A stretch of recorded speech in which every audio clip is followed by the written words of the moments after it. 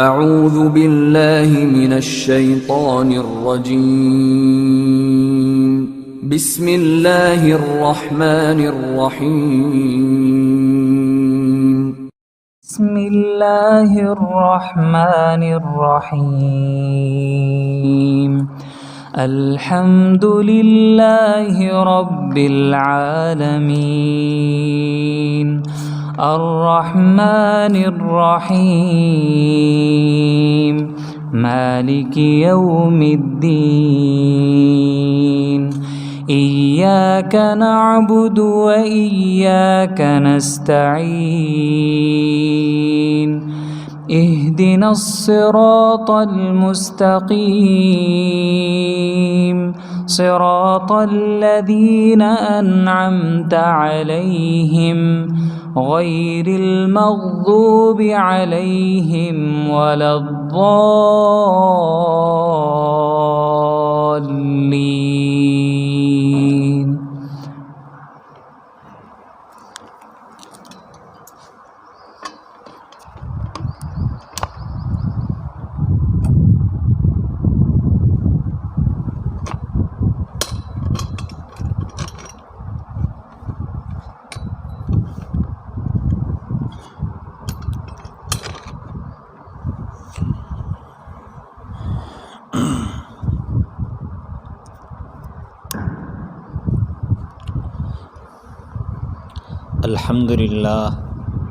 الحمد للہ وکفا وسلام علی عباده الذین اصطفى اما بعد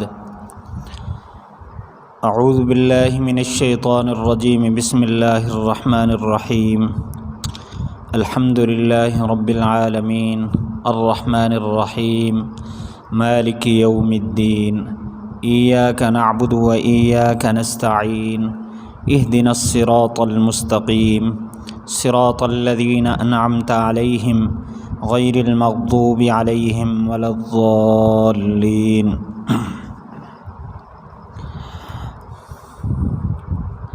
اللہ کے فضل سے صبح کی مجلس میں حضرت الشیخ دامت برکاتہم العالیہ نے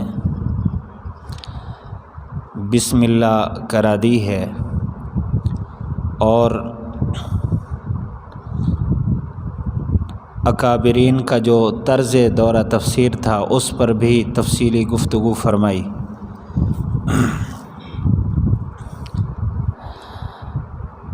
دورہ تفسیر یہ لفظی بتا رہا ہے کہ ان مختصر 40 دنوں میں قرآن مجید کے تمام مضامین کا احاطہ نہیں ہوگا. اس میں کوشش ہوگی قرآن مجید کا ترجمہ اور اس کے مشکل الفاظ کی تحقیق اور کہیں کہیں ضرورت کے مطابق نحوی تحقیق صرفی تحقیق کی جائے گی. اسی طرح اس تفسیر میں اختلافی مسائل اور فقہ کی فروعات پر بحث نہیں ہوگی، البتہ اصول اور ضابطے جہاں جہاں آئیں گے فقہی اعتبار سے وہ عرض کیے جائیں گے. ہماری اس تفسیر کا وہی طرز ہوگا جو طرز اس فقیر نے اپنے استادوں سے اپنے استادوں سے پڑھا ہے. اس کی تفصیل عرض کر دیتا ہوں ابھی انشاءاللہ کہ ہر آیت کا مضمون اور رکوع کا موضوع، رکوع کا پچھلے رکوع کے ساتھ ربط، پورے رکوع کا خلاصہ، آیت کا خلاصہ، آیت کا موضوع، یہ چند ایسی چیزیں ہیں جو ہمارے اساتذہ اکابرین نے بڑی محنت اور کوشش کے بعد اس کو جمع فرمایا اور یہ عام تفاسیر میں نہیں ملتی. عموماً جو تفاسیر لکھی جاتی ہیں جیسے حضرت شیخ نے فرمایا صبح کی مجلس میں، مفسر کے ذوق کے مطابق ہوتی ہے۔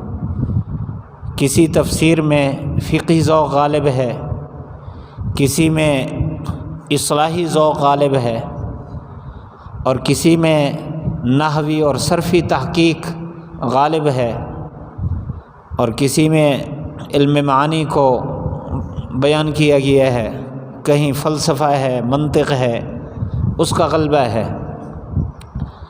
لیکن یہ جو دورہ تفاسیر ہمارے اکابرین کے ہاں ہوتے رہے، اس میں ان مضامین کو سامنے رکھا جاتا ہے تاکہ بعد میں اگر کوئی آدمی قرآن مجید کھول کر دیکھے تو آیت کا خلاصہ اس کے ذہن میں ہو، اس کے مضمون کا خلاصہ اس کے ذہن میں ہو۔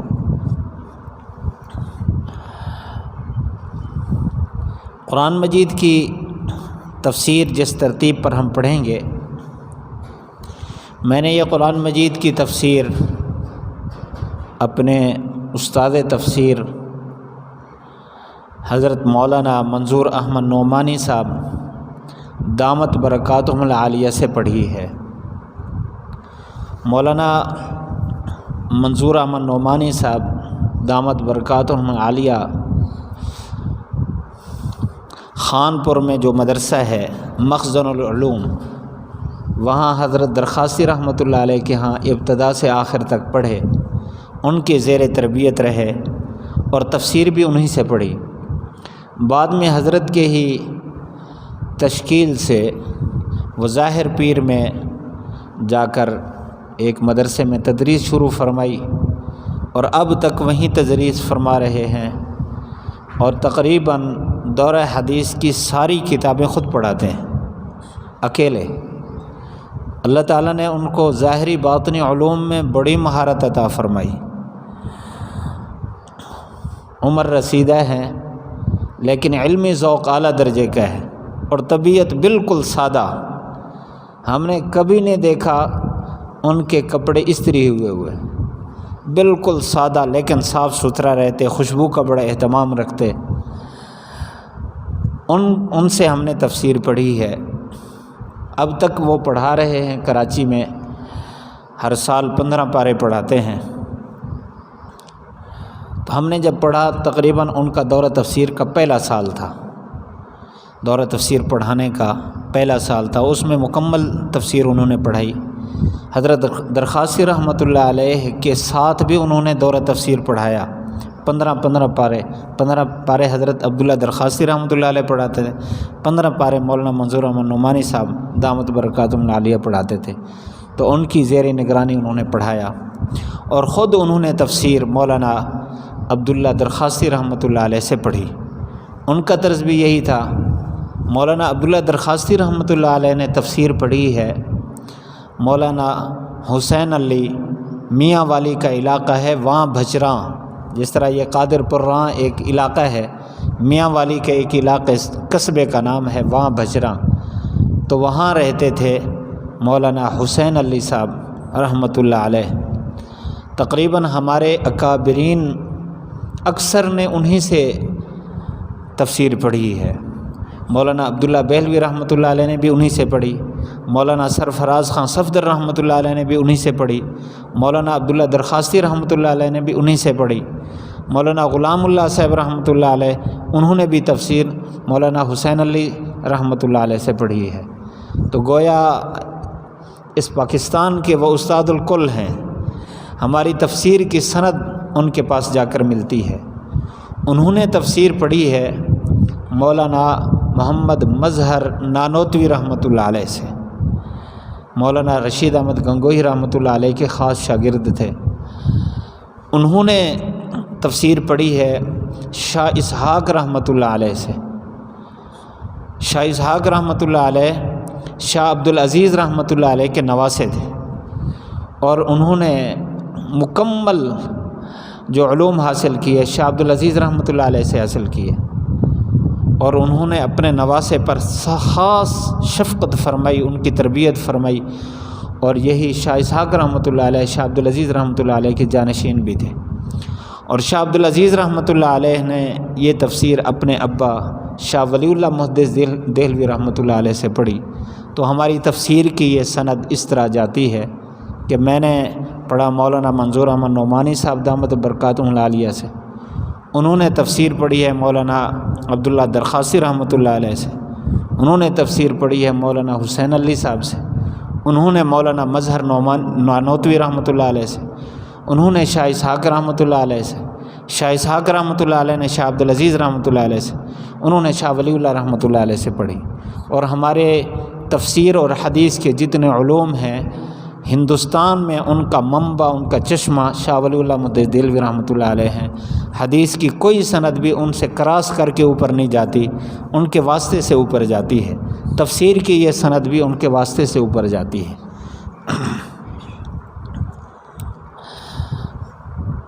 یہ جو تفسیر ہے، تفسیر شروع کرنے سے پہلے اس کے لیے چند مبادیات ہیں جن کا سمجھنا تفسیر شروع ہونے سے پہلے ضروری ہے۔ چند اصطلاحات ہیں اور چند ضروری باتیں ہیں۔ مفسر کے لیے، قاری کے لیے سب سے پہلے جو چیز ضروری ہے اس کو کہتے ہیں ہدایت القاری۔ قاری کو بنیادی طور پر جن چیزوں کو اختیار کرنا ضروری ہے وہ چند ایک ہیں۔ مولانا حسین علی کے واسطے سے مولانا سرفراز احمد صفدر صاحب رحمۃ اللہ علیہ وہ 4 چیزیں بیان کرتے تھے ہدایت القاری میں۔ وہ اس روایت کو لیتے حضرت عبداللہ ابن عباس رضی اللہ تعالیٰ عنہ فرماتے ہیں لا بد للقاری من 4 اشیاء، قاری کے لیے 4 چیزیں ضروری ہیں۔ اور ہمارے استاد مولانا منظور احمد نعمانی صاحب دامت برکاتہ العالیہ وہ 8 چیزیں بیان فرماتے تھے، 4 چیزوں کا اضافہ۔ سب سے پہلی چیز تصحیح النیت، قاری کے لیے ضروری ہے کہ اس تفسیر میں اس کا مقصد صرف اللہ کو خوش کرنا ہو، کہ میں قرآن مجید کے مفہوم کو سمجھ کر اللہ کی مراد معلوم کر لوں اور اللہ کی منشا کے مطابق پھر اپنی زندگی گزار کر اللہ کو خوش کر لوں۔ قاری کی سب سے بنیادی بات یہ ہے، اس کو یہ اختیار کرنا چاہیے۔ اور دوسرے نمبر پر طہارت الظاہر والباطن، قرآن مجید کے شروع میں لکھا ہوتا ہے لا یمسہ الا المطہرون، کہ اس کو نہ ہاتھ لگائیں مگر پاک لوگ۔ اور طہارت 2 قسم پر ہے، طہارت ظاہری، طہارت باطنی۔ طہارت ظاہری آپ جانتے ہیں، جس پر غسل لازم ہو اس کے لیے غسل کرنا، اس کا طریقہ فقہ میں تفصیل سے لکھا ہے، اس کے احکام لکھے ہیں۔ اور بے وضو آدمی ہے، حد سے اصغر حد سے اکبر سے پاک ہونا، باوضو ہو کر بیٹھنا، یہ طہارت ظاہری ہے۔ اور طہارت باطنی یہ 2 قسم پر ہے، ایک ہے عقیدے کی ناپاکی کو سے پاکی حاصل کرنا، اور دوسرا ہے کہ بری عادات سے اچھی عادات اختیار کرنا۔ عقیدہ باطلہ انشاءاللہ عقائد کا تذکرہ آئے گا، جس عقیدے کا تذکرہ آئے اپنا نظریہ اور عقیدہ اس کے مطابق بنا لینا، یہ عقیدے کی پاکیزگی ہے۔ اور روح کی پاکیزگی کہ اندر کو حسد سے، کینہ سے، بغض سے، عداوت سے، تکبر سے، غرور سے، حب جاہ، حب مال سے پاک صاف ہو کر بیٹھنا، یہ طہارت باطنی ہے۔ اسی طرح وہ اعضاء جن اعضاء سے ہم قرآن کے علوم حاصل کریں گے ان اعضاء کو گناہوں سے پاک رکھنا، یہ قرآن مجید کے نور حاصل کرنے کے لیے بہت ضروری ہے۔ آنکھوں سے ہم نے قرآن کی تلاوت، قرآن کے الفاظ دیکھنے ہیں تو آنکھوں کو بدنظری سے بچانا۔ بدنظری 2 طرح کی ہوتی ہے، ایک ہے نامحرم ہے، غیر محرم ہے، اس پر نظر ڈالنا، یہ بھی بدنظری ہے۔ دوسرا کسی کی دنیاوی چیز پر للچائی نظر ڈالنا، یہ بھی بدنظری ہے، کسی کے مال پر، کسی کی کوٹھی پر، کسی کی گاڑی پر، للچائی نظر، تو یہ بھی بد نظری ہے۔ اپنی نظروں کو اس سے پاک کرنا۔ زبان سے قرآن تلاوت کرنا ہے تو زبان کو غیبت سے، جھوٹ سے اور حرام لقمے سے زبان کو پاک رکھنا۔ اور کان سے ہم نے سننی ہے بات، تو کان کو غیبت سننے سے، گانا سننے سے، نامحرم کی آواز سننے سے کان کو پاک رکھنا۔ اور دل کو اللہ کی غیر کی محبت سے پاک رکھنا، سوچوں کو برے خیالات سے پاک رکھنا۔ تو یہ اعضاء استعمال ہوتے ہیں تفسیر پڑھتے ہوئے۔ ان اعضاء کو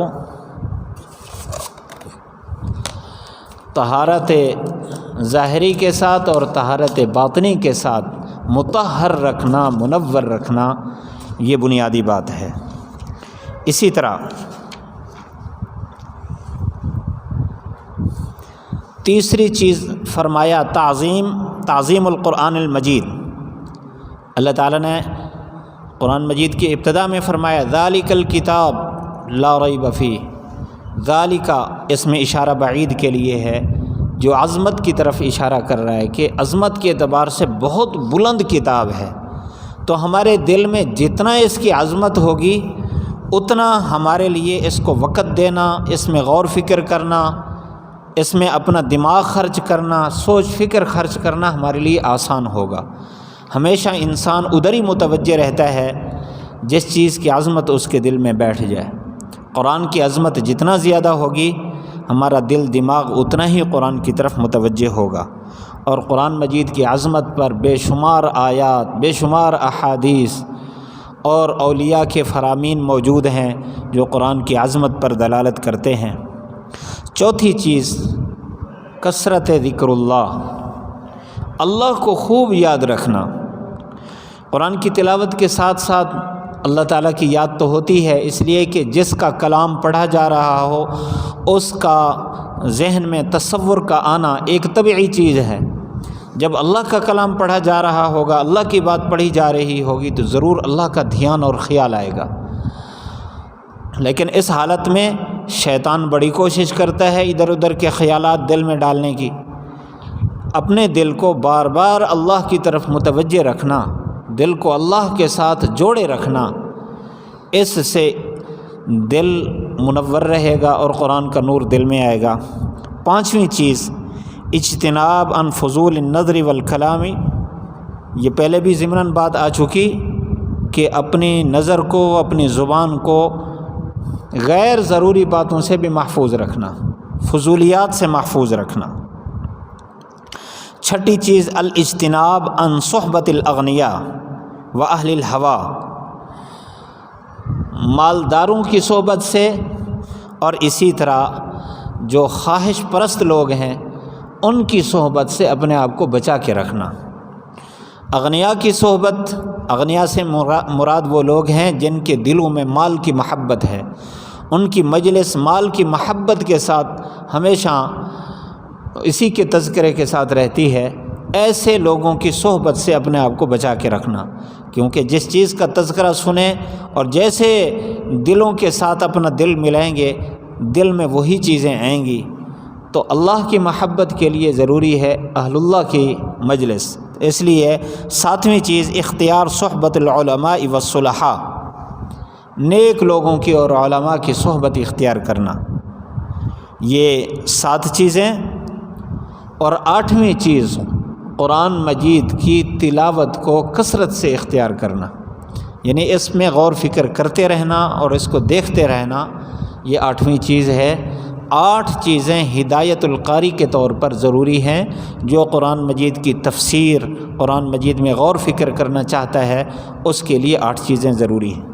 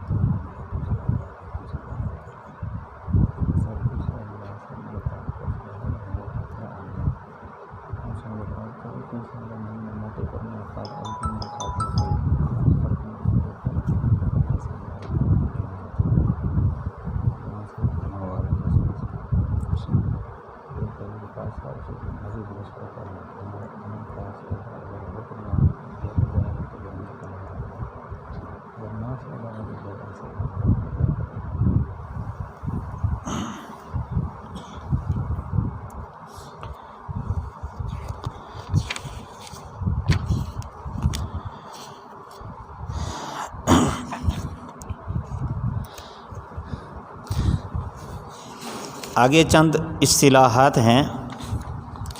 اس بات کا ذہن میں رکھنا بہت ضروری ہے کہ یہ جو تفسیر ہے اس میں کئی سارے طبقات ہیں مفسرین کے. تفسیر کی کئی ساری قسمیں ہیں. سب سے پہلے نمبر پر تو تفسیر، سب سے پہلا مفسر قرآن مجید کا خود قرآن ہے. تفسیر القرآن بالقرآن. اور تفسیر القرآن بالقرآن پر بہت ساری کتابیں الحمدللہ لکھی جا چکی ہیں. ہمارے پاس بھی یہاں ایک کتاب موجود ہے تفسیر القرآن بالقرآن سے، جس کو تفسیر الفاروق بھی کہتے ہیں. اس کا نام تفسیر الفاروق ہے. مولانا محمد فاروق صاحب بنوری ٹاؤن کے فاضل ہیں، انہوں نے عربی میں تفسیر لکھی ہے تفسیر القرآن بالقرآن. دوسرے نمبر پر تفسیر القرآن بالحدیث. اللہ تعالیٰ نے اپنی مراد کو قرآن مجید میں دوسری جگہ پر خود بیان فرمایا تو پہلے مفسر تو اللہ کی ذات ہوئی. دوسرے نمبر پر پھر حضور صلی اللہ علیہ وسلم جن پر اللہ کی طرف سے وحی اترتی تھی اور قرآن مجید کی مراد اللہ کے نبی صلی اللہ علیہ وسلم خود بیان فرماتے رہے احادیث کے ذریعے سے، تو دوسرے مفسر حضرت محمد الرسول اللہ صلی اللہ علیہ وسلم ہیں. اور اس کے بعد پھر صحابہ کی جماعت میں بھی بڑے بڑے مفسر گزرے ہیں، جیسے حضرت عبداللہ ابن عباس رضی اللہ تعالی عنہ امام المفسرین ان کو کہا جاتا ہے. ان کی تفسیر ابن عباس کے نام سے آج بھی چھپی ہوئی ہے، ملتی ہے. اور اسی طرح حضرات خلفائے راشدین اور حضرت عبداللہ ابن مسعود رضی اللہ تعالیٰ عنہ 10 صحابہ ایسے جو تفسیر میں معروف تھے، جنہوں نے قرآن مجید کی تفسیر بیان کی، اور ان کی تحریر بھی ملتی ہے آج قرآن مجید کی تفسیر کی صورت میں. تیسرے نمبر پر پھر تابعین کا طبقہ، تبع تابعین کا، یوں آج تک تقریباً 13 طبقات پر محققین نے مفسرین کو تقسیم فرمایا ہے. ہر زمانے کے، ہر صدی کے بڑے بڑے مفسر جنہوں نے 10 جلدوں پر تفاسیر مرتب فرمائی، ان کی تفاسیر سینکڑوں اور ہزاروں کی تعداد میں کتب خانوں میں موجود ہیں. تو تفسیر القرآن بالقرآن، تفسیر القرآن بالحدیث، یا تفسیر القرآن بآثار الصحابہ، صحابہ کے آثار سے قرآن مجید کی تفسیر. کیونکہ صحابہ نے اللہ کے نبی صلی اللہ علیہ وسلم سے اس کی مراد سنی، اسی کو آگے بیان فرمایا. تابعین، تبع تابعین، اور اسی طرح محققین نے بڑوں سے جو تفسیر سنی ہے، جو مراد سنی، اس کو آگے بیان فرمایا. اس کو کہتے ہیں تفسیر بآثار الصحابہ. اور تفسیر کی ایک قسم ہے تفسیر بالرأی. اس کا حکم عرض کرتا ہوں. اس سے پہلے تفسیر کا لغوی معنی، تفسیر کا اصطلاحی معنی وہ عرض کر دیتا ہوں. یہ لفظ تفسیر فسر سے ہے، اور اس کا معنی ہوتا ہے کھولنا. اس کا معنی روشن ہونا بھی ہے. آپ پڑھتے ہیں فقہ میں کہ فجر میں اسفار اولا ہے یا نہیں. احناف کے نزدیک اسفار اولا ہے. اسفار روشن ہونے کو کہتے ہیں. تو تفسیر کا معنی بھی قرآن مجید کے معنی اور مراد کا روشن ہو جانا، کھلنا اور واضح ہونا. اس لیے قرآن مجید کی اس وضاحت کو تفسیر کہتے ہیں. علامہ آلوسی رحمۃ اللہ علیہ نے علم تفسیر کی جو تعریف فرمائی ہے وہ یوں ہے، ان الفاظ کے ساتھ ہے: علم یبحث فیہ عن کیفیت النطق بالفاظ القرآن مدلولاتها واحکامها الافرادیہ والترکیبیہ ومعنیها التي تحمل علیها حالۃ الترکیب تامۃ لذالک۔ یعنی علم تفسیر وہ علم ہے جس میں الفاظ قرآن کی ادائیگی کے طریقے، ان کے مفہوم، ان کے افرادی اور ترکیبی احکام اور ان کے معنی سے بحث کی جاتی ہے جو ان الفاظ سے ترکیبی حالت میں مراد لیے جاتے ہیں، نیز ان معانی کا تکملہ، ناسخ اور منسوخ، شان نزول اور مبہم قصوں کی توضیح کی شکل میں بیان کیا جاتا ہے۔ یہ تو ہے تفسیر کی اصطلاحی تعریف۔ تفسیر کا موضوع خود قرآن مجید ہے، اس حیثیت سے کہ اس کے مطالب اور معنی کو بیان کیا جائے، اور تفسیر کی غرض و غایت قوت علمیہ، قوت عملیہ کی تکمیل، تاکہ اللہ تعالیٰ کی رضا حاصل ہو۔ باقی تفسیر بالرأی، پہلے میں نے عرض کیا تھا، عموماً یہ تفسیر بالرأی اس کو انتہائی خطرناک تفسیر کہا جاتا ہے۔ تفسیر بالرأی کا مطلب کہ تفسیر میں اپنی رائے کو بیان کرنا۔ یہ تفسیر بالرأی اس لیے خطرناک ہے کہ حدیث شریف میں اس کے بارے میں بڑی سخت وعید آئی ہے۔ حدیث شریف میں تو یہ ہے کہ جو آدمی تفسیر اپنے رائے سے بیان کرتا ہے تو وہ اپنا ٹھکانہ جہنم میں بنا لے۔ اس لیے صحابہ اکرام کی روحیں لرزتی تھی اپنی رائے پیش کرنے کے حوالے سے، اور اسی طرح اکابرین بھی تفسیر بالرأی کے حوالے سے بہت ہی احتیاط فرماتے۔ لیکن یہ یاد رکھنا چاہیے کہ کون سی تفسیر بالرأی ممنوع ہے جس کے بارے میں وعید بیان کی۔ وہ تفسیر بالرأی ممنوع ہے جس میں قرآنی مطالب میں عقل و بصیرت سے بالکل کام نہ لیا جائے، بلکہ غور و فکر کیے بغیر اپنی عقل میں جو بات آئے اس کو بیان کر دے، چاہے وہ عقائد حقہ کے خلاف ہو، اور اسی طرح اصول اور ضوابط جو محققین اور اکابرین کی طرف سے طے ہیں ان کے خلاف ہو، اور صریح احکام کے خلاف ہو، اس کو بیان کر دینا تفسیر بالرأی، ایسی تفسیر بالرأی جائز نہیں ہے۔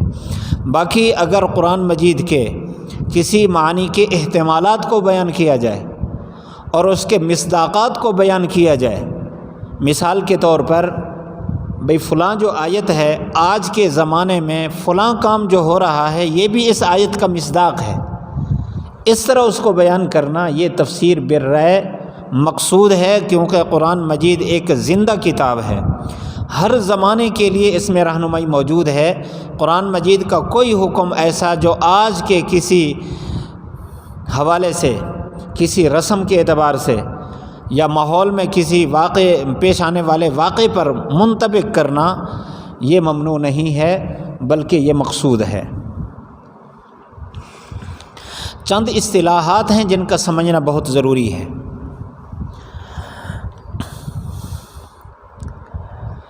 7 چیزیں ہیں جن کو سلاسل سبعہ کہتے ہیں، 7 چیزیں جو تفسیر میں آئیں گی، ابتدا میں آپ ان کو سمجھ لیں۔ پہلے نمبر پر ہیں دعاوی، یہ دعویٰ کی جمع ہے۔ نمبر 2 دلائل، نمبر 3 شکایات منکرین، نمبر 4 تخویفات، نمبر 5 تنبیہات، نمبر 6 تسلیات، نمبر 7 ازالہ شبہات۔ 7 چیزوں کا تذکرہ آئے گا تفسیر میں۔ سب سے پہلی چیز دعاوی۔ اس سلسلے میں اصول 4 توحید، رسالت، صداقت قرآن اور قیامت کو بطور دعویٰ کے پیش کیا جاتا ہے، جیسے الحمدللہ میں دعویٰ توحید ہے، ذالک الکتاب لا ریب فیہ میں صداقت قرآن ہے، یاسین والقرآن الحکیم انک لمن المرسلین میں اثبات رسالت ہے، کذالک یحیی اللہ الموتیٰ اس میں دعویٰ قیامت پیش کیا گیا ہے۔ اس کو دعاوی کہتے ہیں۔ یہ جگہ جگہ تذکرہ آئے گا دعویٰ توحید، دعویٰ اثبات رسالت، پہلی چیز یہ آئے گی۔ اور دوسری چیز دلائل ہیں۔ دلائل 4 قسم پر ہیں۔ نمبر 1 دلیل عقلی محض، نمبر 2 دلیل عقلی مع اعتراف الخصم، نمبر 3 دلیل نقلی، نمبر 4 دلیل وحی۔ پہلے نمبر پر دلیل عقلی محض۔ اب یہ دلیل عقلی 2 قسم پر ہے، دلیل انفسی اور دلیل آفاقی۔ دلیل انفسی کا مطلب ہے انسان کی اپنی ذات کو بطور دلیل کے پیش کیا جائے، دلیل عقلی انفسی۔ اور دلیل عقلی آفاقی، اس میں زمین آسمان پہاڑ سورج چاند ستارے ان کو بطور دلیل کے پیش کیا جائے، اس کو کہتے ہیں دلیل آفاقی۔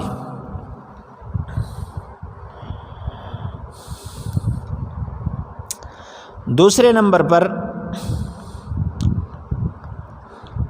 دلیل وحی۔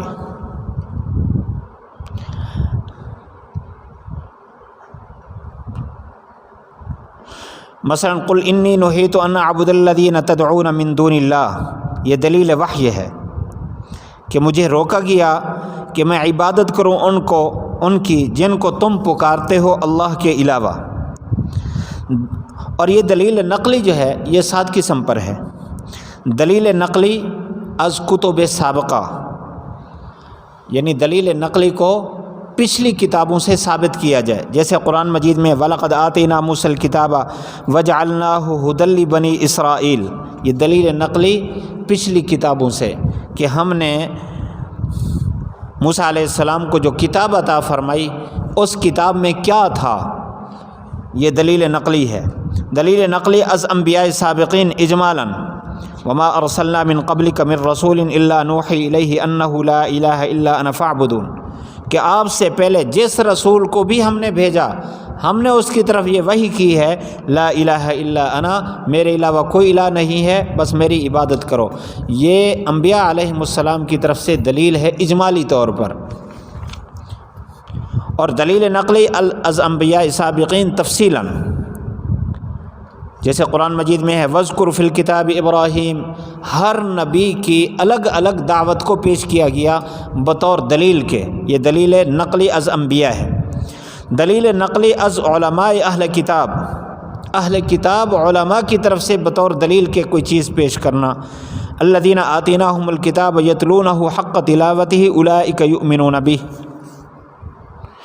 اور اسی طرح دلیل نقلی از جنات، جیسے قل اوحی الی انہ استمع نفر من الجن فقالوا انا سمعنا قرآنا عجبا۔ دلیل نقلی از ملائکہ، شہد اللہ انہ لا الہ الا هو والملائکۃ واولو العلم قائما بالقسط۔ دلیل نقلی از طیور،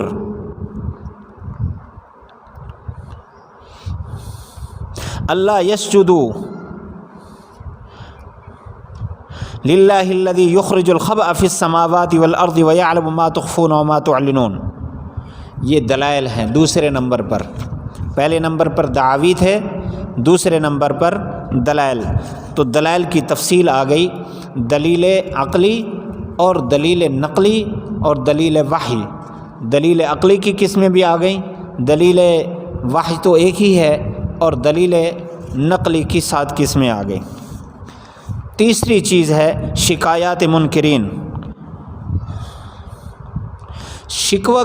شکایات منکرین کا مطلب ہے منکرین کی طرف سے شکایات یا منکرین کا شکوہ۔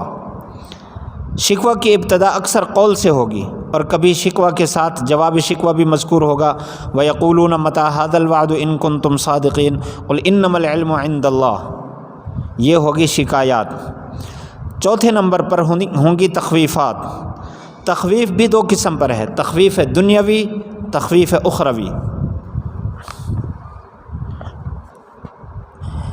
تخویف دنیا کی مثال قل للذین کفروا ستغلبون، کافروں کو کہہ دو ان قریب تم غالب ہونے والے ہو، یہ تخویف دنیاوی ہے۔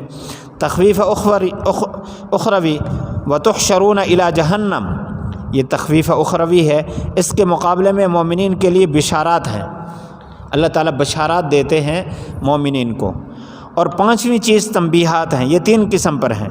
تنبیہات انبیاء علیہم السلام، جیسے نوح علیہ السلام کو فرمایا فلا تسألنی ما لیس لک بہ علم، اور حضور صلی اللہ علیہ وسلم سے فرمایا عفی اللہ عنک لما اذنت لہم۔ اور نمبر 2 تنبیہ مؤمنین، ہا انتم اولائی تحبونہم ولا یحبونکم۔ نمبر 3 تنبیہ منکرین، ان کو زجر سے تعبیر بھی کیا جاتا ہے، جیسے ارأیت الذی ینہا عبدا اذا صلی، یہ ابو جہل کو زجر ہے۔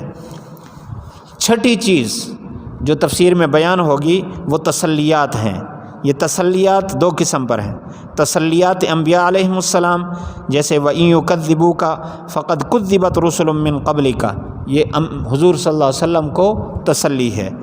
تسلی مؤمنین، إِن يَمْسَسْكُمْ قَرْحٌ فَقَدْ مَسَّ الْقَوْمَ قَرْحٌ مِثْلُهُ، اگر آپ کو تکلیف پہنچی تو ان کو بھی پہلے پہنچ چکی ہے، یہ ایمان والوں کو تسلی ہے۔ 7ویں چیز ازالہ شبہات، جس کو تفسیر میں بیان کیا جائے گا، یعنی معاندین کے جتنے شبہات ہیں ان کے جوابات۔ کبھی شبہات کا ذکر ہوگا پھر اس کا ازالہ ہوگا، کبھی شبہ کا ذکر نہیں ہوگا، بغیر ذکر کے آگے اس کا ازالہ کیا جائے گا۔ مثلا وَإِن كُنتُمْ فِي رَيْبٍ مِّمَّا نَزَّلْنَا عَلَىٰ عَبْدِنَا فَأْتُوا بِسُورَةٍ مِّن مِّثْلِهِ، اسی طرح إِنَّ اللَّهَ لَا يَسْتَحْيِي أَن يَضْرِبَ مَثَلًا مَّا بَعُوضَةً فَمَا فَوْقَهَا۔ یہ ہو گئی 7 چیزیں جن کو تفسیر میں بیان کیا جائے گا، یہ عنوانات لگائے جائیں گے، یہ دعویٰ ہے، یہ دلیل ہے، یہ کون سی دلیل ہے، یہ ازالہ شبہ ہے، یہ تسلی انبیاء ہے، یہ کون سی چیز ہے جس کو یہاں بیان کیا جا رہا ہے۔ یہ جو قرآن مجید ہے اس کے کل 5 مضامین اس میں بیان کیے گئے ہیں۔ آپ حضرات نے بھی پڑھا ہوگا یا آئندہ پڑھ لیں گے، امام الہند شاہ ولی اللہ محدث دہلوی رحمۃ اللہ علیہ کی کتاب جو اصول تفسیر پر انہوں نے لکھی، کیا نام ہے اس کا؟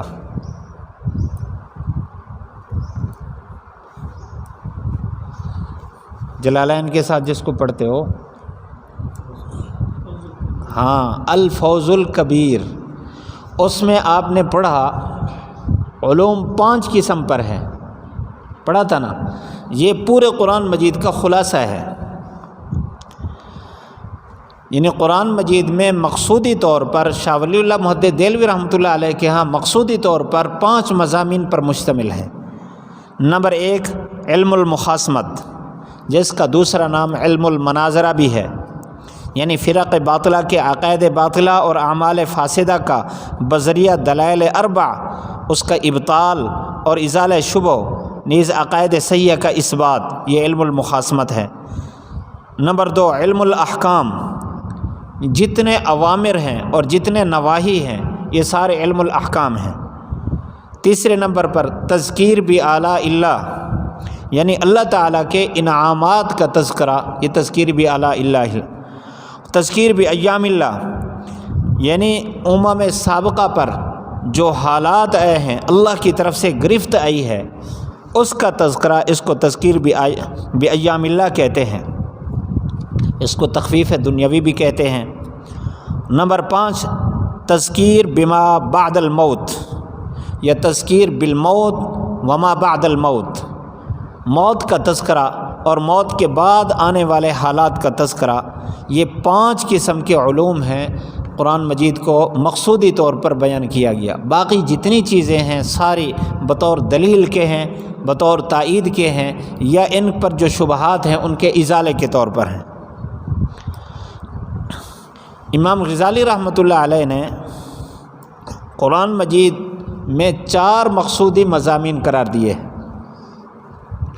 فرماتے ہیں کہ قرآن مجید میں 4 اصولی طور پر علوم بیان کیے گئے۔ علم الاصول، جس میں توحید، رسالت، معاد کا ذکر ہے۔ علم الاحکام، جس میں اوامر اور نواہی آتے ہیں۔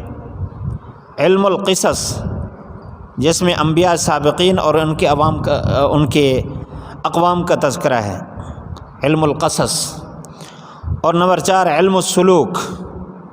علم السلوک کا مطلب ہے هو الثقة باللہ والاعتماد علی اللہ پر مضبوطی سے اعتقاد اور توکل رکھنا۔ یہ 4 علوم ہیں جن کو بیان کیا گیا۔ ہمارے استادوں کے جو استاذ تھے مولانا حسین علی صاحب وہاں بھچراں والے، وہ کہتے ہیں قرآن مجید 4 حصوں میں تقسیم ہے۔ پہلا حصہ سورۃ فاتحہ سے سورۃ مائدہ کے آخر تک، اس حصے میں زیادہ تر خالقیت باری تعالیٰ کو بیان کیا گیا۔ دوسرے نمبر پر دوسرا حصہ سورۃ انعام سے لے کر بنی اسرائیل کے آخر تک، اس حصہ کا مرکزی مضمون ربوبیت باری تعالیٰ ہے۔ تیسرا حصہ سورۃ کہف سے لے کر سورۃ احزاب کے آخر تک، اس میں اکثر تصرف باری تعالیٰ کا ذکر ہے۔ چوتھا حصہ سورۃ سبا سے آخر قرآن تک، اس میں زیادہ تر مالکیت باری تعالیٰ اور نفی شفاعت قہریہ کا بیان ہے۔ ان 4 مضامین کو قرآن مجید میں بیان کیا گیا۔ اور مولانا شبیر احمد عثمانی رحمۃ اللہ علیہ جو تفسیر عثمانی کے مؤلف ہیں، وہ فرماتے ہیں کہ میرے نزدیک قرآن مجید کے مضامین 6 حصوں میں تقسیم ہو سکتے ہیں۔ نمبر 1 توحید، نمبر 2 رسالت، نمبر 3 احکام، نمبر 4 قیامت، نمبر 5 ماننے والوں کے احوال، نمبر 6 نہ ماننے والوں کے احوال۔ اس طرح قرآن مجید کو 6 حصوں میں تقسیم کیا گیا۔ گویا شاہ ولی اللہ مدد دہلوی رحمۃ اللہ علیہ کے ہاں قرآن مجید کے مضامین 5 حصوں میں تقسیم ہیں، اور امام غزالی رحمۃ اللہ علیہ کے ہاں 4 حصوں میں تقسیم ہیں، اور مولانا حسین علی صاحب رحمۃ اللہ علیہ کے ہاں 4 حصوں میں تقسیم ہیں، لیکن تقسیم کا انداز الگ ہے۔ اور مولانا شبیر احمد عثمانی رحمۃ اللہ علیہ کے ہاں 6 حصوں میں قرآن مجید کے مضامین تقسیم ہوتے ہیں۔ یوں پورے قرآن مجید کے مضامین کو تقسیم کیا گیا۔ قرآن مجید میں چند اور باتیں بھی بیان کی جائیں گی۔ شان نزول بیان کیا جائے گا۔ شان نزول کا لفظی معنی یہ ہے قرآن مجید کس حالت میں نازل ہوا، یہ آیت کس حالت میں نازل ہوئی۔ متقدمین اور متاخرین کا اس میں اختلاف ہے۔ صحابہ اور تابعین سبب نزول کو عام معنی میں استعمال کرتے تھے۔ عام معنی کا مطلب یہ ہے کہ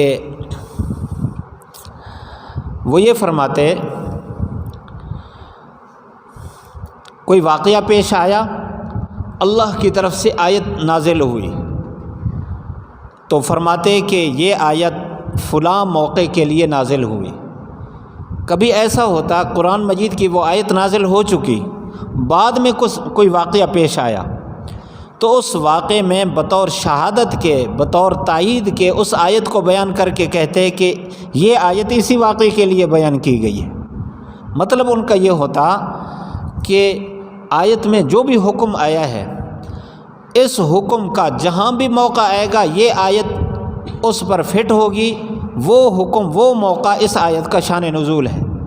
مثال کے طور پر جب نماز کا وقت آیا تو فوراً اقیم الصلاۃ والی آیت متوجہ ہوتی ہے، تو گویا کہ وہ یہ کہتے ہیں کہ آج عصر کی نماز کے وقت کے لیے آیت نازل ہوئی اقیم الصلاۃ۔ جب کبھی کہیں کسی حد کا موقع پیش آیا، حد لگانے کا، تو گویا وہ یہ کہتے ہیں کہ یہ آیت آج کے اس موقع کے لیے نازل ہوئی ہے۔ تو یہ مطلب ہے کہ شان نزول کو عام معنی میں استعمال کرتے تھے۔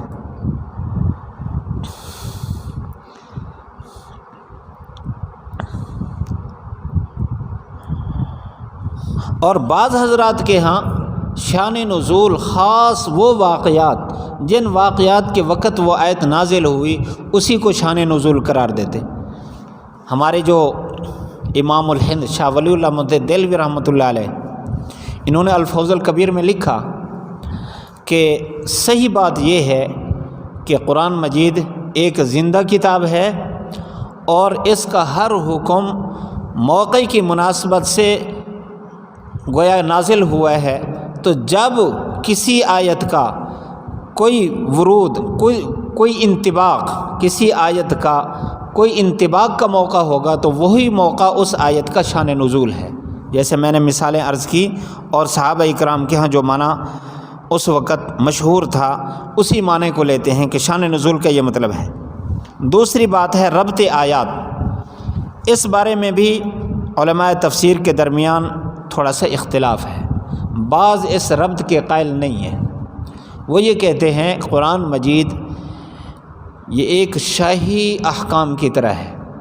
جس طرح بادشاہ ایک واقعہ پیش آیا اس کے لیے ایک حکم جاری فرمایا، پھر دوسرا واقعہ پیش آیا تو اس کے لیے دوسرا حکم اتار دیا، دوسرا حکم جاری فرما دیا، تو موقع کی مناسبت سے احکام جاری ہوتے رہتے ہیں، ان احکام کے درمیان ربط کوئی ضروری نہیں ہوتا، تو یہ بھی ایک شاہی احکام کا مجموعہ ہے، اس لیے ان کے درمیان ربط کو تلاش کرنا ایک بے فائدہ کوشش ہے۔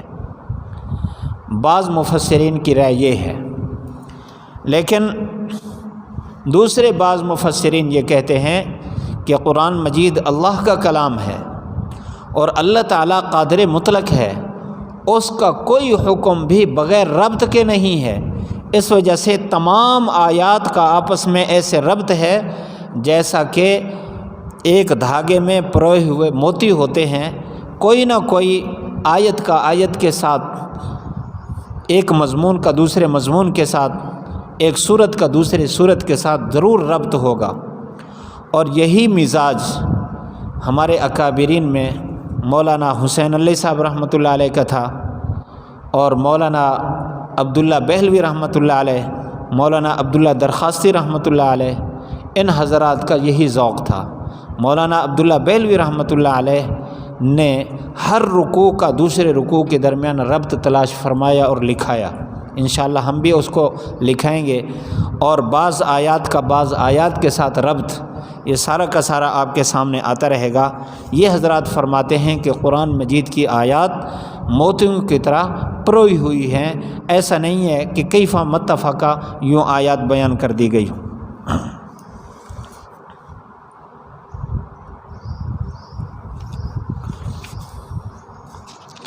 یہ ضروری باتیں تھیں جو عرض کر دی گئیں۔ اب ہم آتے ہیں تفسیر کی طرف۔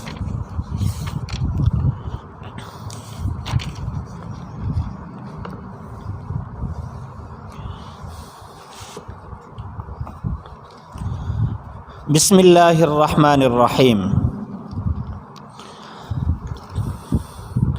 قرآن مجید کی تلاوت کے آداب میں ہے کہ جب بھی قرآن مجید کو شروع کیا جائے تو اعوذ باللہ من الشیطان الرجیم سے شروع کیا جائے، اور یہ ادب خود قرآن مجید میں موجود ہے، فَإِذَا قَرَأْتَ الْقُرْآنَ فَاسْتَعِذْ بِاللَّهِ مِنَ الشَّيْطَانِ الرَّجِيمِ، کہ جب قرآن مجید کی تلاوت کریں اعوذ باللہ من الشیطان الرجیم پڑھیں۔ تعوذ پڑھنے کا فائدہ کیا ہے؟ تعوذ پڑھنے کا فائدہ یہ ہے کہ جب انسان اللہ کے ذکر کی طرف متوجہ ہو، عبادت کی طرف متوجہ ہو، تو شیطان پریشان ہو جاتا ہے اور کوشش کرتا ہے کہ ایمان والے کی توجہ کو اللہ سے ہٹا کر غیر کی طرف لگایا جائے، تو قسم قسم کے وساوس ڈالنے کی کوشش کرتا ہے، اور شیطان کیونکہ ہمیں نظر نہیں آتا کہ اس کو ہاتھ سے روکا جائے یا اپنی قوت اور طاقت سے اس کو روکا جائے، اس لیے بہت آسان طریقہ جو اللہ نے بتا دیا کہ اس شیطان کو میرے حوالے کر دو، تو ہم شیطان سے پناہ مانگتے ہیں، اللہ تعالیٰ کی پناہ میں آ جاتے ہیں، تو اللہ تعالیٰ خود شیطان سے اس قاری کی حفاظت فرماتے ہیں۔ اور اس کے بعد پھر بسم اللہ الرحمن الرحیم۔ بسم اللہ الرحمن الرحیم، اس بارے میں مختصر سا ایک فائدہ کہ بسم اللہ الرحمن الرحیم قرآن مجید کا جز ہے یا سورت کا جز ہے یا قرآن مجید یا سورتوں کے درمیان فرق کرنے کے لیے آیا ہے، اس میں یہ رائے، تین رائے ہیں۔ اس بات میں تو اتفاق ہے کہ سورۃ شعراء میں بلکہ سورۃ نمل میں آیت نمبر 30 اللہ تعالیٰ نے بیان فرمایا انہ من سلیمان و انہ بسم اللہ الرحمن الرحیم. یہ قرآن مجید کا حصہ ہے، یہ مستقل آیت ہے سورۃ نمل، یہ دو صورتوں کے درمیان فاصلے کے لیے نہیں. باقی جو صورتوں کے ساتھ بسم اللہ الرحمن الرحیم پڑھا جاتا ہے، امام ابو حنیفہ رحمۃ اللہ علیہ اور آپ کے تمام پیروکار یہ کہتے ہیں کہ قرآن مجید کا جز تو ہے لیکن کسی صورت کا جز نہیں ہے، بلکہ دو صورتوں کے درمیان فاصلے کے لیے آیا ہے. البتہ بعض حضرات کی یہ رائے ہے کہ بسم اللہ الرحمن الرحیم ہر صورت کا جز ہے. اب اس میں جو ثمرہ اختلاف ظاہر ہوگا وہ یہ کہ تراویح میں اگر کوئی آدمی ہر صورت کے ساتھ بسم اللہ نہیں پڑھتا، کسی ایک صورت کے ساتھ بسم اللہ الرحمن الرحیم پڑھ لیتا ہے تو احناف کے ہاں اس کا قرآن مجید مکمل ہو گیا. لیکن بعض یہ کہتے ہیں کہ ہر صورت کا حصہ ہے تو ان کے ہاں ہر صورت کے ساتھ بسم اللہ الرحمن الرحیم بلند آواز سے تلاوت کرنا ہوگا، جس طرح کے باقی صورتوں کو آواز سے تلاوت کیا جاتا ہے.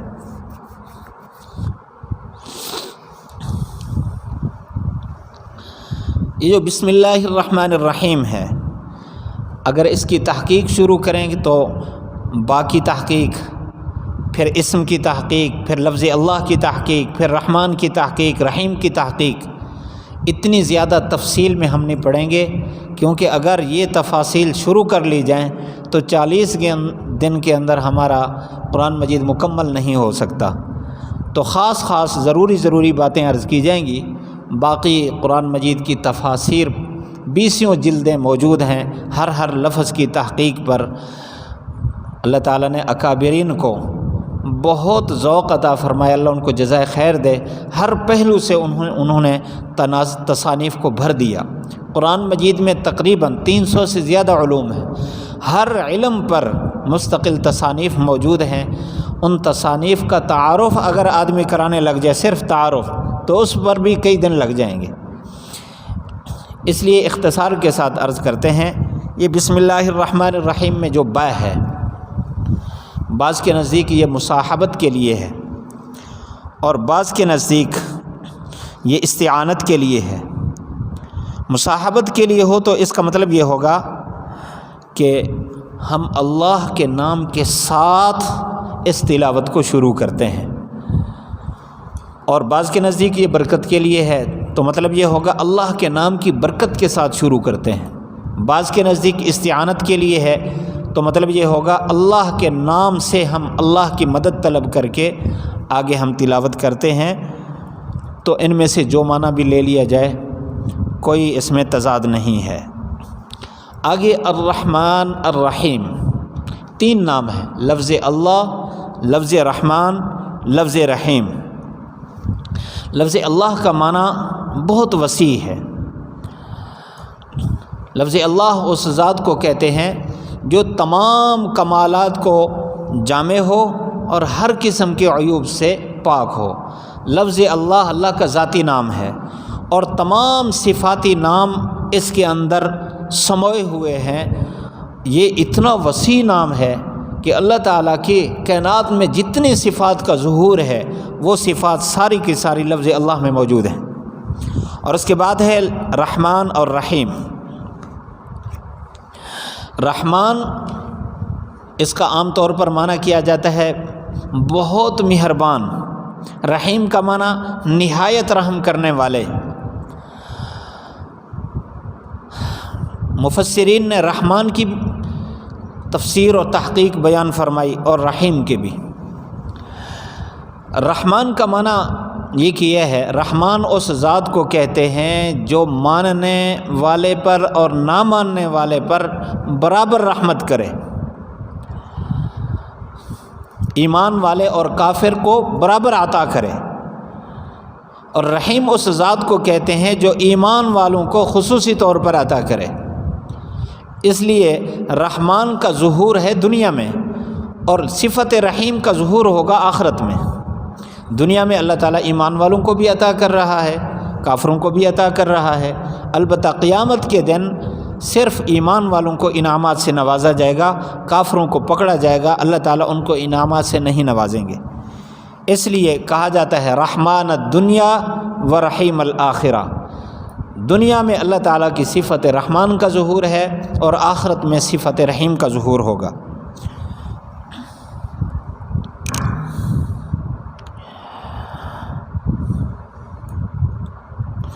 ان تین ناموں کو خاص کیوں کیا بسم اللہ الرحمن الرحیم میں؟ کہتے ہیں کہ لفظ اللہ میں اشارہ ہے مباحث الہیہ کی طرف، رحمان میں اشارہ ہے مباحث نبوت کی طرف، اور رحیم میں اشارہ ہے مباحث آخرت کی طرف۔ یعنی قرآن مجید میں تین طرح کی بحث ہوں گی۔ اللہ تعالیٰ کی ذات اور صفات کے بارے میں بحث ہوگی تو لفظ اللہ میں اس کی طرف اشارہ ہے، اور رحمان میں اللہ تعالیٰ کی طرف سے خاص جو رحمت ہے وہ نبوت کی صورت میں ہے۔ اللہ کے نبی صلی اللہ علیہ وسلم نے پوری امت کو پوری زندگی گزارنے کا طریقہ بتایا ہے، اور اسی طریقے میں خیر ہے، اس کے علاوہ نہیں ہے۔ اور یہ بڑی مہربانی اللہ تعالیٰ نے نبوت کے راستے سے فرمائی، اس لیے رحمان والے معنی میں گویا کہ نبوت کے مباحث موجود ہیں، اور رحیم آخرت میں اللہ تعالیٰ صرف ایمان والوں کو انعامات سے نوازیں گے، تو گویا اس میں آخرت کا پہلو ہے۔ قرآن مجید میں تین بحثیں ہیں گی، اللہ کی ذات کے بارے میں، انبیاء کے بارے میں، اور اسی طرح آخرت کے بارے میں۔ تو گویا پورے قرآن مجید کے مضامین کو اللہ تعالیٰ نے بسم اللہ الرحمن الرحیم میں اشارتاً ذکر فرما دیا ہے۔ اس کے ساتھ ساتھ بعض نے یہ فرمایا کہ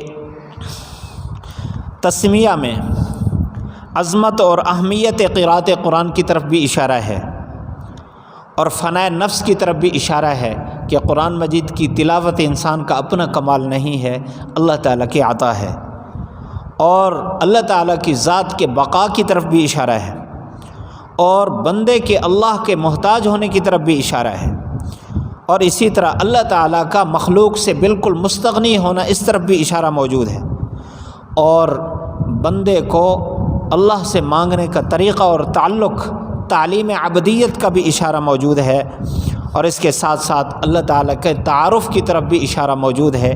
یہ اشارات بسم اللہ الرحمن الرحیم میں ہے۔ تو اعوذ باللہ من الشیطان الرجیم، بسم اللہ الرحمن الرحیم کے بعد سورۃ فاتحہ ہے۔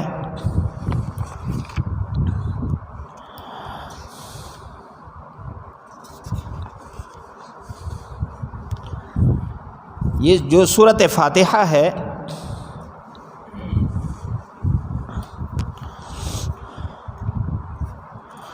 اس کے کئی سارے نام ہیں۔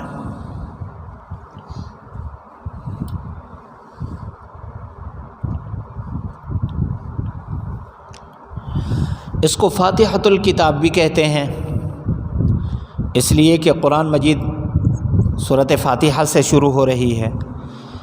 اس کا دوسرا نام سورۃ الشفا بھی ہے۔ اللہ کے نبی صلی اللہ علیہ وسلم کا فرمان ہے، موت کے علاوہ کوئی مرض اگر اس کے لیے سورۃ فاتحہ پڑھ کے دم کیا جائے، اللہ تعالیٰ اس میں شفا عطا فرماتے ہیں۔ اور اس کو سورۃ الکنز بھی کہتے ہیں۔ اللہ کے نبی صلی اللہ علیہ وسلم کا فرمان ہے، سورۃ فاتحہ عرش کے تحت جتنے خزانے، ان خزانوں میں سے ایک خزانہ ہے، اسے سورۃ الکنز بھی کہتے ہیں۔ اس کا نام سورۃ کافیہ بھی ہے کہ اس میں پورے قرآن مجید کا خلاصہ موجود ہے۔ قرآن مجید کے مضامین کو دیکھنے کے لیے گویا کہ سورۃ فاتحہ کافی ہے۔ اور اس کو سورۃ وافیہ بھی کہتے ہیں۔ اس کا نام تعلیم المسئلہ بھی ہے، اور اس کو سورۃ الصلاۃ بھی کہتے ہیں۔ ہر نماز کی ہر رکعت میں اس کو پڑھا جاتا ہے۔ سورۃ القرآن العظیم بھی کہتے ہیں اس کو، پورے قرآن کے خلاصے ہونے کی وجہ سے۔ اس کو ام القرآن بھی کہتے ہیں۔ ام القرآن کا بھی یہی مطلب ہے، پورے قرآن کا خلاصہ۔ اور اس کو سبع المثانی بھی کہتے ہیں۔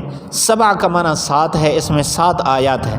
مثانی کا معنی بار بار پڑھی جانے والی، کیونکہ ہر نماز کی ہر رکعت میں اس کی تلاوت ہوتی ہے، بار بار پڑھا جاتا ہے، اس لیے اس کو السبع المثانی۔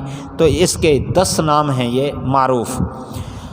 اس کو تعلیم المسئلہ کس حیثیت سے کہا جاتا ہے؟ تعلیم المسئلہ کا مطلب ہے مانگنے کا طریقہ سکھانا۔ تو سورۃ فاتحہ میں اللہ سے مانگنے کا طریقہ سکھایا گیا ہے۔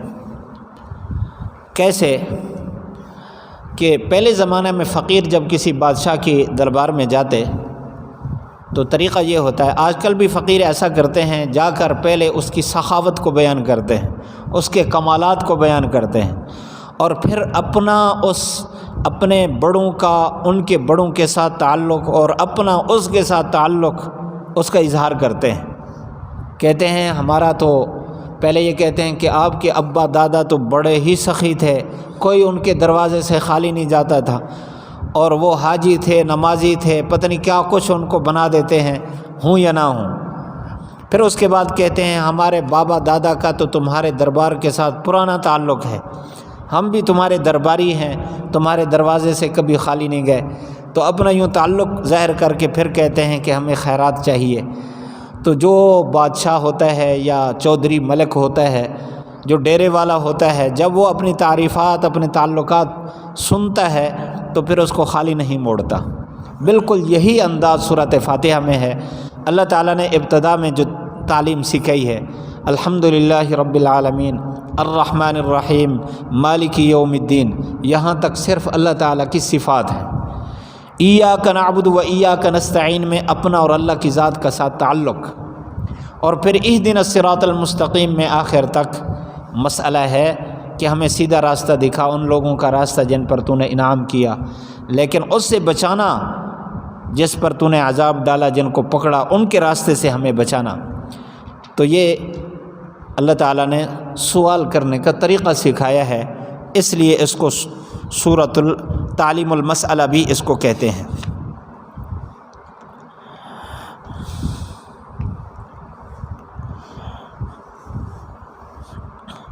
حضرات فرماتے ہیں یہ جو سورۃ فاتحہ ہے،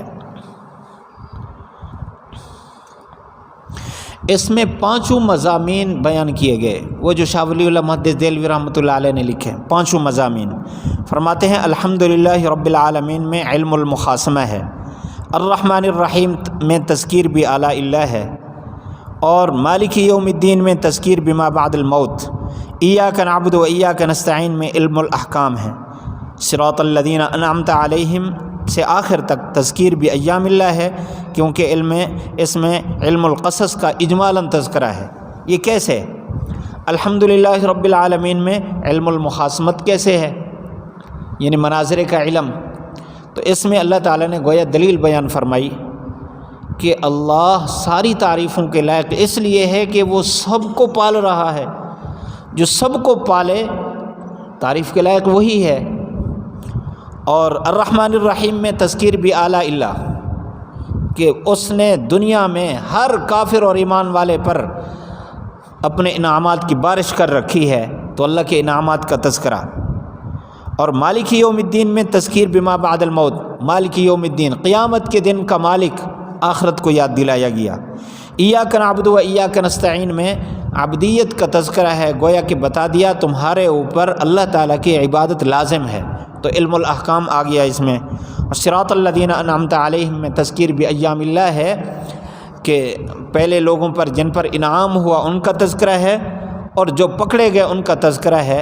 ایام اللہ کا مطلب ہے کہ گزشتہ سابقہ جو امتیں تھیں ان پر جو حالات آئے ان کا تذکرہ۔ تو اللہ تعالیٰ نے سورۃ فاتحہ میں یہ 5 مضامین بیان فرمائے، اور جو کہتے ہیں 4 مضامین ہیں وہ اس طرح اس کو تقسیم کرتے ہیں۔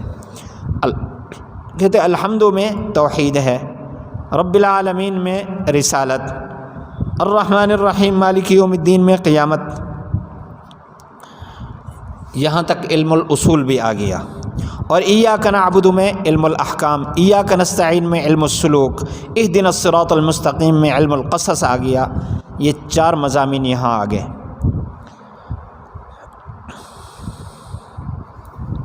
جو کہتے ہیں کہ قرآن مجید 4 حصوں میں تقسیم ہے، کون فرماتے تھے؟ مولانا حسین علی رحمۃ اللہ علیہ۔ تو یہ 4 مضامین سورۃ فاتحہ میں موجود ہیں، گویا کہ پورے قرآن مجید کا خلاصہ سورۃ فاتحہ میں ہے۔ وہ کہتے ہیں الحمد میں خالقیت باری تعالی ہے.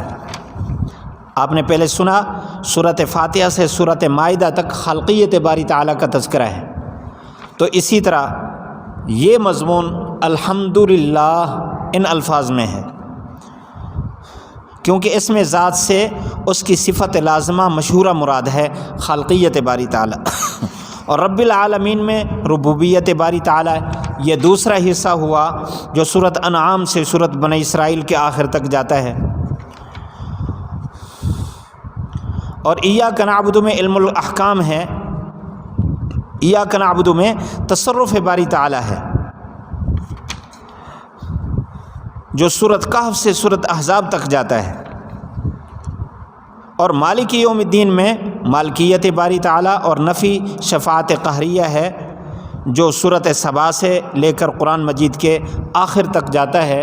تو قرآن مجید کے چاروں مضامین سورۃ فاتحہ کے اندر موجود ہیں. اور مولانا شبیر احمد عثمانی رحمۃ اللہ علیہ فرماتے تھے 6 مضامین ہیں قرآن مجید میں، وہ 6 مضامین بھی سورۃ فاتحہ میں موجود ہیں. وہ فرماتے ہیں الحمدللہ رب العالمین میں توحید ہے، مالک یوم الدین میں قیامت ہے، ایاک نعبد و ایاک نستعین اہدنا الصراط المستقیم میں احکام کا بیان ہے، صراط الذین انعمت علیہم میں رسالت اور ماننے والوں کے احوال، المغضوب علیہم ولا الضالین میں نہ ماننے والوں کا ذکر ہے. تو یوں 6 مضامین سارے کے سارے سورۃ فاتحہ میں آ گئے. اب سورۃ فاتحہ کا ترجمہ دیکھ لیں.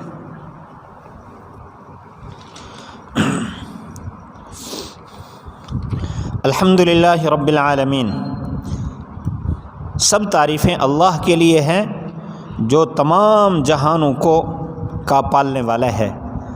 الرحمن الرحیم، بے حد مہربان نہایت رحم کرنے والا. مالک یوم الدین، جو مالک ہے جزا کے دن کا یعنی انصاف کے دن کا. ایاک نعبد و ایاک نستعین، ہم خاص تیری ہی عبادت کرتے ہیں اور خاص تجھ ہی سے مدد طلب کرتے ہیں. اہدنا الصراط المستقیم، اے پروردگار ہدایت کر ہم کو یعنی دکھا ہم کو سیدھا راستہ. صراط الذین انعمت علیہم، ان لوگوں کا راستہ جن پر تو نے انعام کیا. غیر المغضوب، غیر ان لوگوں کا راستہ نہ دکھا، المغضوب علیہم جن پر تیرا غضب ہوا، ولا الضالین نہ ان لوگوں کا راستہ دکھا جو گمراہ ہوئے.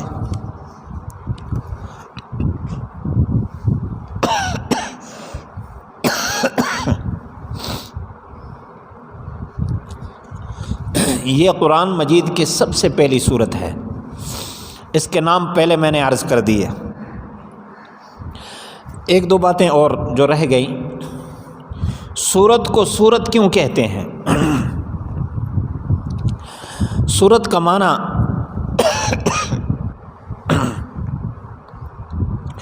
قطعۃ من الآیات، سورت کہتے ہیں آیات کے مجموعے کو، یعنی چند آیتوں پر مشتمل ایک ٹکڑا. کم از کم 3 آیات پر مشتمل صورت ہوتی ہے. تو 3 آیات یہ آیت کا جمع ہے، 3 کا عدد جمع ہے. تو چند آیات پر مشتمل جو ایک ٹکڑا ہوتا ہے، ایک حصہ ہوتا ہے، اس کو سورت کہتے ہیں. سورت بقرہ سب سے لمبی سورت ہے، اس کی 286 آیات ہیں. سورت کے ہر ٹکڑے کو آیت کہتے ہیں. جس طرح چھوٹی چھوٹی صورتیں ہوتی ہیں اسی طرح بڑی بڑی صورتیں ہوتی ہیں. چھوٹی صورتوں میں چند حصے ہوتے ہیں، چند آیات ہوتی ہیں، اور بڑی صورتوں میں زیادہ حصے ہوتے ہیں، زیادہ آیات ہوتی ہیں. اور بعض ایسی آیات بھی ہیں جو ایک لفظ پر مشتمل ہیں، جیسے قاف، نون. بعض ایسی ہیں جو 2 پر مشتمل ہیں، جیسے حامیم. بعض ایسی ہیں جو 3 پر مشتمل ہیں، جیسے الف لام میم، اور اس سے زیادہ 6 پر بھی۔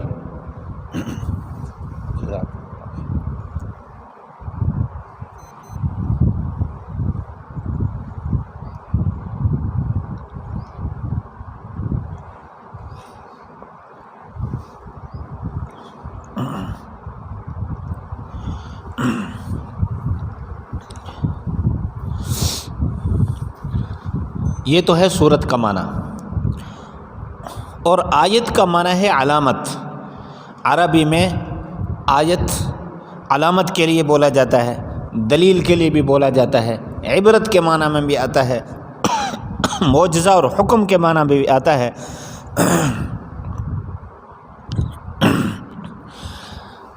مختلف اس کے معنی ہیں، اور صورتوں میں جو آیات ہیں، ان آیات میں جو معنی زیادہ ملحوظ ہے وہ جز کا معنی ہے، یعنی آیت سورت کا ایک جز، ایک حصہ۔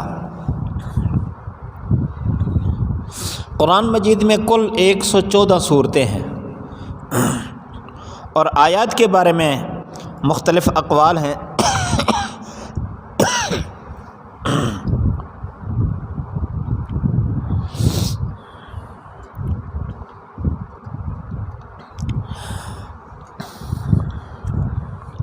یہ جو صورتیں ہیں ان کی موجودہ ترتیب سورۃ فاتحہ، پھر اس کے بعد سورۃ بقرہ، پھر اس کے بعد سورۃ آل عمران، پھر اس کے بعد سورۃ نساء، اس طرح یہ جو صورتوں کی ترتیب ہے، یہ ترتیب کوئی صحابہ اکرام کی دی ہوئی نہیں ہے، یہ بعد کے کسی عالم کی دی ہوئی ترتیب نہیں ہے، بلکہ خود حضور صلی اللہ علیہ وسلم کی ترتیب دی ہوئی ہے۔ تفسیر اتقان میں یہ روایت موجود ہے کہ حضور صلی اللہ علیہ وسلم آیت کے اترنے کے بعد فرمایا کرتے تھے کہ اس آیت کو فلاں آیت سے پہلے اور فلاں آیت کے بعد رکھ لیں۔ جب پوری صورت اترتی تو آپ فرماتے اس صورت کو فلاں صورت کے بعد اور فلاں صورت سے پہلے رکھ لیں۔ گویا کہ یہ جو ترتیب ہے یہ بھی اللہ کی طرف سے وحی کی ہوئی ترتیب ہے، جس ترتیب سے قرآن مجید پڑھا جاتا ہے۔ اس کو عموماً کہتے ہیں مصحف عثمانی کی ترتیب پر ہے۔ مصحف عثمانی حضرت عثمان رضی اللہ تعالیٰ عنہ نے ترتیب دیا تھا، وہ روایات میں سے ایک روایت کو سامنے رکھ کے، باقی رہی یہ بات کہ یہ ترتیب یہ بھی وحی سے اور حضور صلی اللہ علیہ وسلم سے ثابت ہے۔ البتہ نزول کی جو ترتیب تھی وہ مختلف تھی، بعض صورتیں پہلے نازل ہوئیں جو قرآن مجید کی اس تلاوت کی ترتیب میں بعد میں رکھی گئی ہیں، اور بعض ایسی ہیں جو بعد میں نازل ہوئی اور تلاوت میں پہلے آ رہی ہے، تو یہ تقسیم ہے۔ صورتوں میں بعض مکی صورتیں ہیں اور بعض مدنی صورتیں ہیں، اس میں بھی مفسرین کا اختلاف رہا ہے کہ مدنی کس حیثیت سے ہے اور مکی کس حیثیت سے ہے۔ بعض کے ہاں مشہور یہ ہے کہ جو مدینہ میں نازل ہوئیں وہ مدنی ہیں، اور جو مکہ مکرمہ میں نازل ہوئیں وہ مکی ہیں۔ حالانکہ بہت ساری ایسی آیات ہیں جو نہ مکہ میں نازل ہوئیں نہ مدینہ میں نازل ہوئیں، وہ سفر میں نازل ہوئیں، اور بعض ایسی آیات بھی ہیں جو زمین پر نازل نہیں ہوئی، آسمان پر نازل ہوئی۔ آپ صلی اللہ علیہ وسلم سدرۃ المنتہا پر تھے، وہاں آیات نازل ہوئیں۔ اس لیے صورتوں کی مدنی اور مکی جو تقسیم ہے وہ اس حیثیت سے نہیں ہے، بلکہ اس کی دوسری حیثیت ہے۔ تحقیقی بات یہ ہے آپ صلی اللہ علیہ وسلم کی ہجرت سے پہلے جو آیات اور صورتیں نازل ہوئی وہ مکی صورتیں کہلواتی ہیں۔ آپ صلی اللہ علیہ وسلم کی ہجرت کے بعد جو صورتیں یا آیات نازل ہوئی ان کو مدنی صورتیں کہتے ہیں۔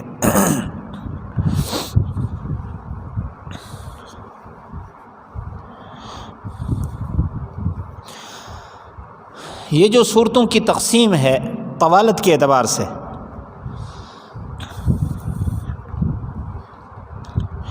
تو قرآن مجید کی پہلی 7 صورتیں جو ہیں ان کو کہتے ہیں 7 طوال۔ یہ 7 صورتیں بڑی لمبی صورتیں ہیں، سورۃ بقرہ سے لے کر سورۃ یونس تک، اور اس کے بعد سورۃ نمل تک ان کو مثانی کہتے ہیں، اس کے بعد حجرات تک اس کو مئین کہتے ہیں، اور معین وہ صورتیں ہوتی ہیں جس میں کم از کم 100 آیات یا کم و بیش قریب آیات اس میں ہوں، اس کو معین کہتے ہیں۔ پھر سورۃ حجرات سے آخر تک اس کو مفصلات کہتے ہیں۔ سورۃ حجرات سے سورۃ بروج تک طوال مفصل، سورۃ بروج سے لے کر بینہ تک اوساط مفصل، آخر تک کی سارے مفصل ان کو کہا جاتا ہے۔ ہم صورتیں جو تلاوت کرتے ہیں نمازوں میں، فقہی اعتبار سے اس میں تقسیم ہے کہ فجر اور ظہر کی نماز میں طوال مفصل، اور عصر کی اور عشاء کی نماز میں اوساط مفصل، مغرب کی نماز میں قصار مفصل تلاوت کی جاتی ہے۔ سنت کے زیادہ قریب یہ ہے۔